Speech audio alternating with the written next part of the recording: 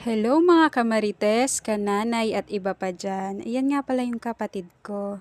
Nahiya pa sa camera eh. Kami ay papunta sa ubehan ng tatay.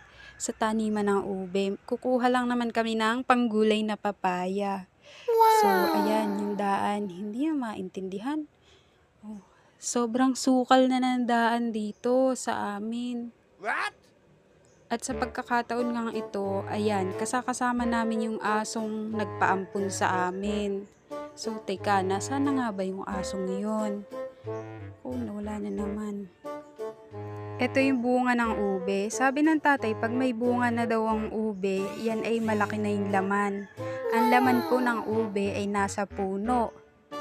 So, bumubunga siya pag malaki na yung laman. Ayan, nasaan na nga ba yung tamang daan? Ayun. Kapatid ko, bungis-ngis. Tuwang-tuwa at kami naliligaw na yata. Sige lang. Diretso lang tayo dito. Ayan po yung nagpaampon sa aming aso. Pagka bait-bait naman ng asong iyan.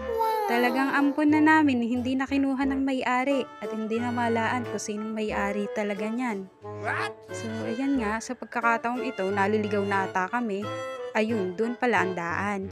Oh, iba talaga pag may kasama kang aso, ituturo sa iyo ang daan. So, eto na nga, diretso-diretso lang. Ay na, pagkatarik naman ang daan po din eh. Patagilid. Ayan. Sige, liliban sa ilat. Ang kapatid ko. Ala, sige. Tara na, lundag. Ay, talagang may tubig pa sa ilat. Lundag, baba na. At ayan po, natumba ang saging. Natumba ng bagyong uwan.